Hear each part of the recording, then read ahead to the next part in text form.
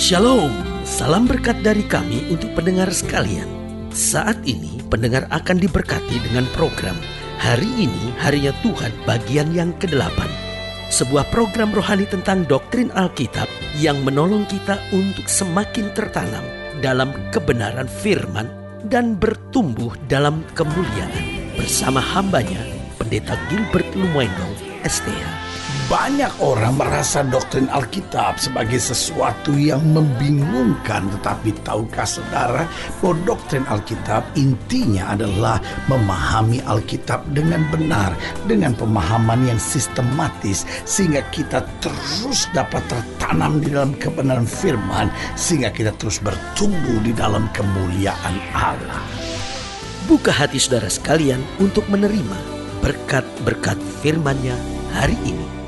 Salah satu persoalan dunia kita hari-hari ini, karena banyak orang ingin menjadi seperti orang lain dan juga ingin memiliki apa yang dimiliki oleh orang lain. Dan ini sungguh melanggar hukum ke-10 dari dasar titah kita. Jangan mengingini milik sesamamu. Nah, saudaraku yang dikasih dalam Tuhan, kalau kita lihat hari-hari ini, orang yang jadi seperti orang lain, meniru gaya orang, ya kan, lalu ikut-ikutan, itu menjadi budaya hari-hari ini. Bahkan saling iri hati, ingin memiliki apa yang dimiliki oleh orang. Nah, saudaraku yang kasih dalam Tuhan, tahukah saudara, ini kesalahan, ini dosa, ini yang Tuhan tidak menghendaki. Kenapa? Karena Tuhan mau kita apa adanya. Belajar dengan apa adanya kita. Dan kita ini sudah diciptakan Tuhan sebagai sesuatu yang berarti dan berharga. Karena itu saudaraku yang kasih dalam Tuhan, jangan coba jadi sama seperti orang lain. Jangan mengingini milik sesama kita. Kenapa? Karena kita harus bersyukur dengan apa yang ada pada kita. Karena Tuhan memang mau kita apa adanya. Lalu yang kedua, karena setiap kita memang sudah khusus di mata Allah. Allah menciptakan kita spesial. Makanya tidak ada kopinya, saudara-saudara, ya kan? Orang boleh saja kembar, tetapi pasti tidak persis sama. Pasti ada perbedaannya. Kenapa? Karena setiap orang memang diciptakan Tuhan spesial. Setiap orang diciptakan Tuhan berharga. Makanya Daud berkata apa? Daud berkata, kejadianku dahsyat dan ajaib, dan jiwaku benar-benar menyadarinya. Tuhan menciptakan kita dahsyat dan ajaib. Pertanyaannya hanya satu, benarkah kita menyadari? Karena waktu kita benar-benar menyadari, maka hidup kita akan penuh dengan ucapan syukur. Yang ketiga, saya pelajari bahwa kenapa Allah tidak ingin kita jadi seperti orang lain. Karena cara kerja Allah dalam tiap-tiap orang sangatlah berbeda. Cara Allah mengerjakan mujizat buat yang satu berbeda. Cara Tuhan memakai Abraham berbeda. Abraham memang luar biasa, tetapi cara Tuhan memakai Abraham berbeda dengan cara Tuhan memakai Elia. Berbeda pula dengan cara Tuhan memakai Daud. Berbeda pula dengan cara Tuhan memakai Musa. Akhirnya yang kita pelajari bahwa cara Allah bekerja dalam tiap-tiap orang sangatlah berbeda. Dan yang keempat saya pelajari, dengan kita ingin menjadi orang lain, maka di hati kita sebetulnya ada pemberontakan, ada ketidakpuasan, dan ada sikap iri hati. Makanya Tuhan menolak segala bentuk kebiasaan untuk menjadi seperti orang lain. Karena jika di hati kita ingin menjadi seperti orang lain, sebetulnya di hati kita ada pemberontakan, ada ketidakpuasan, ada iri hati. Tuhan mau untuk kita belajar bersyukur. Tuhan mau supaya kita belajar taat.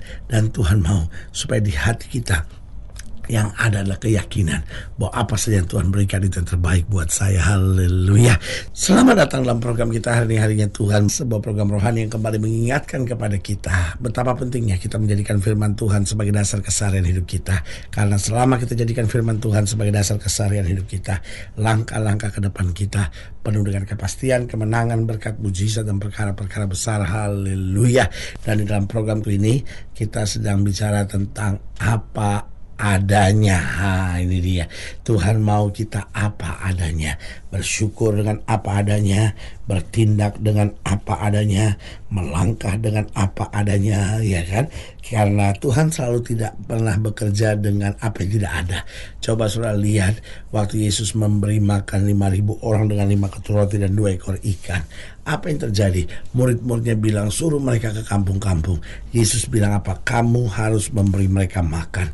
Tapi Tapi murid-murid berkata, uang 200 dinar aja nggak cukup. Dengan lain kata, aduh, kalau sampai kita punya uang 200 dinar, kita belanjakan juga nggak cukup. Yesus tidak mulai dengan apa yang tidak ada. Yesus mulai bilang, berapa roti yang ada pada kamu, cobalah periksa. Artinya apa? Tuhan sedang bilang, oke, jangan sibuk dengan 200 dinar. Mulai dengan apa yang ada. Karena kalau kita mulai dengan apa yang ada, kita akan melihat berkat yang Tuhan sediakan buat kita. Haleluya. Nah, saudara yang kekasih dalam Tuhan, dalam program hari ini, dalam pembahasan tentang apa adanya, kita mau sama-sama belajar dari 1 Samuel pasal 17. 1 Samuel pasal 17, ada 3 ayat penting yang kita mau pelajari. Ayat yang ke-37, ayat yang ke-38, dan ayat yang ke-39. 1 Samuel 17, ayatnya yang ke-37 sampai ayat yang ke-39. Demikian firman Tuhan. Pula kata Daud, Tuhan yang telah melepaskan aku dari cakar singa dan dari cakar beruang, Dia juga akan melepaskan aku dari tangan orang Filistin itu. Kata Saul kepada Daud, pergilah, Tuhan menyertai engkau. Lalu Saul mengenakan baju perangnya kepada Daud. Lihat, saudara yang kasih dalam Tuhan, karena Saul sayang, karena Saul cinta sama Daud, Saul gak mau ada apa-apa sama Daud. Lalu Saul mengenakan baju perangnya kepada Daud. Ditaruhnya ketopong tembaga di kepalanya dan dikenakan baju zirah kepadanya. Lalu Daud mengikatkan pedangnya di luar baju perangnya. Kemudian ia berikhtiar berjalan sebab belum pernah dicobanya. Maka berkatalah Daud kepada Saul, aku tidak dapat berjalan dengan memakai ini sebab belum pernah aku mencobanya. Kemudian ia menanggalkannya. Ini luar biasa. Dia berani menanggalkan sesuatu yang gak pantas buat dia. Walaupun mungkin ini mahal harganya, walaupun ini kayaknya lebih gagah gitu, tetapi dia tanggalkan. Kenapa? Karena memang dia gak pantas, dia gak cocok, dia gak bisa jadi seperti orang lain. Dia harus jadi seperti dirinya sendiri. Nah, saudaraku yang kasih dalam Tuhan, bagaimana kita dapat hidup apa adanya? Banyak orang ini sudah gak cocok, sudah gak bisa, tetap dia jalanin. Kenapa? Saya yang mahal dan saya kelihatan gagal di sini. Jangan. Bagaimana kita dapat hidup apa adanya? Yang pertama, bersyukur dengan apa yang ada pada kita dan tidak usah iri hati. Bersyukur dengan apa yang ada pada kita, karena itu sudah yang terbaik. Kalaupun sekarang ini kita belum lihat manfaatnya, tetap imani bahwa hari akan tiba di mana kita akan melihat bahwa yang Tuhan kerjakan selalu yang terbaik. Haleluya. Dan juga tidak usah iri hati, saudara. Nggak usah iri hati, karena iri hati itu tanda orang tidak ada iman.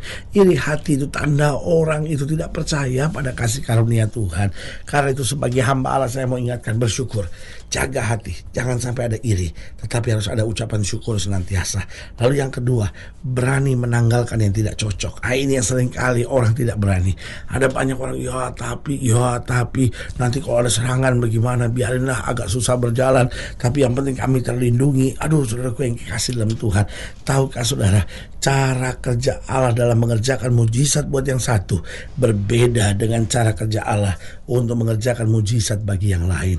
Karena itu, saudaraku yang kasih dalam Tuhan, belajar berjalan pada yang cocok dan berani menanggalkan yang tidak cocok. Jangan ikuti orang lain. Lalu yang ketiga, berserah penuh pada rencana Allah. Ini kuncinya. Kalau kita sedang menghadapi situasi yang serba salah, di mana kita rasanya bagaimana gitu, mari kita belajar hidup apa adanya, yaitu dengan apa? Berserah penuh pada rencana Allah. Kita nggak tahu apa yang Tuhan akan kerjakan buat kita di hari esok, tapi kita tahu yang terbaik pasti akan kita terima. Haleluya. Berserah penuh pada rencana Allah. Orang-orang yang merebut kemenangan, orang-orang yang mengerjakan mujizat, bukan orang-orang yang sempurna, bukan orang-orang yang gak punya masalah, tetapi orang yang berserah penuh pada Tuhan dan melihat kuasa kemuliaan anugerahnya dinyatakan luar biasa. Haleluya. Dan yang keempat, saya pelajari bagaimana kita dapat hidup apa adanya. Berpikir selalu positif dengan diri kita sendiri. Saudaraku yang kasih dalam Tuhan, kita perlu berdamai dengan Tuhan, kita perlu berdamai dengan sesama, tapi kita juga perlu berdamai dengan diri kita sendiri. Artinya apa? Kita belajarlah berpikir positif tentang diri kita. Jangan jadi orang yang selalu minder, karena orang kalau selalu minder, pikirannya akan negatif terus. Saya ini gak bisa, saya ini gak mampu, saya ini gak sanggup. Loh, saudaraku yang kasih dalam Tuhan, kita boleh saja tidak sanggup, kita boleh saja tidak bisa, kita boleh saja tidak mampu, tetapi bukankah Tuhan sudah janji ada roh penolong yang akan menyertai kita, yang akan mengingatkan kita akan seluruh janji Allah, dan akan mengajari kita untuk berjalan dalam kehendak Allah yang sempurna. Karena itu saudaraku yang kasih dalam Tuhan, mari belajar berpikir positif dengan diri kita sendiri. Daud memang kecil, Daud memang tidak biasa memakai baju perang, tapi dia yakin betul Tuhan yang menyertainya adalah Tuhan yang tidak pernah mempermalukannya. Karena itu saudaraku yang kasih dalam Tuhan, kalau hidup sudah terus mengalami air mata dan kegagalan, saya khawatir kita sedang sibuk untuk menjadi seperti orang lain. Kita sedang sibuk untuk memiliki apa yang dimiliki oleh orang lain. Sebagai hamba Allah, saya hanya mau ingatkan buat saudara, mulai hari ini dan seterusnya, belajar jadi diri kita apa adanya. Karena waktu kita jadi diri kita apa adanya, yang pertama hidup kita akan lebih penuh sukacita. Yang kedua, kita akan melihat banyak kemenangan-kemenangan yang dahsyat. Dan yang ketiga, kalau kita hidup apa adanya, sebagaimana Tuhan bekerja dalam hidup kita, maka kita akan menjadi berkat bagi banyak orang. Orang melihat hidup saudara dan sungguh dapat mengakui Kristus dalam kemuliaannya ada di tengah-tengah hidup kita. Haleluya. Nah, saudara yang kasih dalam Tuhan, jika saudara ingin dilayani lebih jauh, hubungi kami melalui telepon, hubungi kami melalui surat, kunjungi website kami, karena kami ada untuk membawa Bapak Ibu saudara senantiasa lebih dekat pada Tuhan dan mengalami kasih kuasa mujizat yang luar biasa. Secara khusus melalui program ini juga saya mau berdoa buat setiap saudara yang sakit, setiap saudara yang berbeban berat, karena saya percaya bahwa bagi Allah tidak ada perkara yang mustahil. Nah, saudara-saudara yang didoakan secara khusus, boleh taruh tangan kanan saudara di dada dan kita akan berdoa. Mari kita berdoa. Bapa, dalam nama Yesus, hamba doa buat yang sakit, hamba doa buat yang berbeban berat, hamba doa untuk setiap mereka sedang menghadapi masa-masa yang sukar, karena hamba percaya bahwa bagi Allah tidak ada perkara yang mustahil. Bapa, hamba berdoa di dalam nama Yesus, Tuhan jamah, yang sakit Tuhan sembuhkan, yang lemah Tuhan kuatkan, yang susah Tuhan hiburkan, yang jatuh Tuhan angkat, sehingga hari-hari yang penuh kemenangan boleh berlaku dalam hidup kami.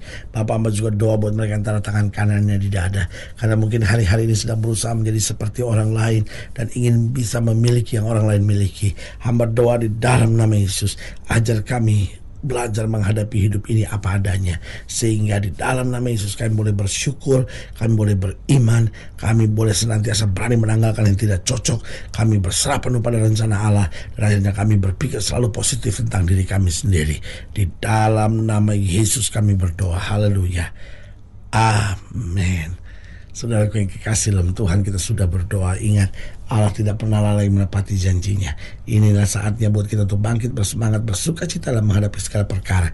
Karena kita tahu Yesus hidup, Yesus berkuasa, dan selalu menyediakan yang terbaik buat anak-anaknya. Doa saya menyertai saudara. Sampai berjumpa pada program berikut, dan jangan lupa, jadikan hari ini harinya Tuhan. Haleluya.